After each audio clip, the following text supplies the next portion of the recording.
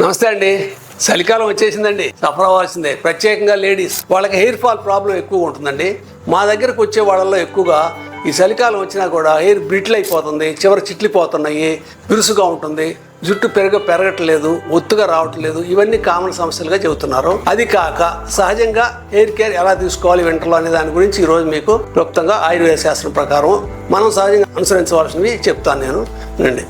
ప్రతి వాళ్ళు కూడా ఈ వింటర్లో జుట్టుని సంరక్షణ చేసుకోవాలంటే మనం తీసుకోవాల్సిన జాగ్రత్తలు ఏంటంటే, తలస్నానం చేసేటప్పుడు తప్పనిసరిగా వేడి నీళ్ళు వాడండి. అట్లా అని చెప్పేసి బాగా వేడి నీళ్ళు వాడారనుకోండి, జుట్టు ఇంకా ప్రాబ్లమ్స్ ఎక్కువ అవుతాయండి.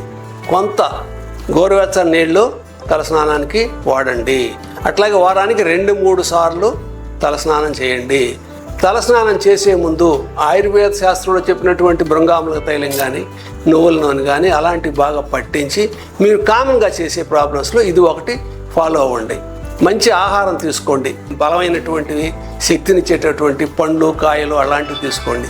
వేడి చేసే పదార్థాలు తీసుకోవద్దు. మసాలాలు, పచ్చళ్ళు, ఆవకాయ, మాకాయ అలాంటివి తీసుకోవద్దు. పండ్లు, కూరగాయలు అన్నీ కూడా, వెజిటబుల్స్ కూడా వీలైనంత వరకు లైట్ ఫుడ్ తీసుకోండి. వింటర్లో కారము, పులుపు, మసాలాలు ఎక్కువ తీసుకోవద్దు. కానీ కొన్ని మసాలా దినుసులు వేడి పుట్టించడానికి, అగ్ని బాగా ప్రజ్వలించడానికి, చక్కగా ఉండటానికి ఈ చలికాలంలో శొంఠి, పిప్పళ్ళు, మిరియాలు, లవంగాలు, యాలకులు ఇలాంటివి ఎక్కువగా వాడితే మంచిది.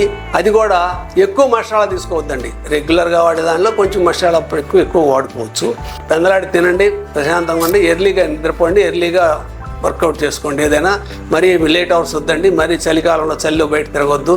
డస్ట్, పొల్యూషన్ ఎక్కువగా ఉంటుంది కాబట్టి చలికి బిరుసుకుపోతాయి. ఆయుర్వేదంలో మంచి షాంపూ దగ్గర నుంచి పౌడర్స్ కూడా, తలస్నానానికి స్నానరాజ చూర్ణం అనే మా దగ్గర కూడా కొంచెం మంచి ఆయుర్వేద ఔషధాలతో తయారు చేసినటువంటి చూర్ణాలు ఉన్నాయి. అవి కూడా వాడుకోవచ్చు. మీకు ఈ వింటర్లో తలకు సంబంధించి, జుట్టుకు సంబంధించి ఏ సమస్య ఉన్నా సరే మీకు పరిష్కారం కాకపోతే అవసరమైతే మమ్మల్ని సంప్రదించండి. తప్పకుండా మేము సహాయం చేయగలము. నమస్తే.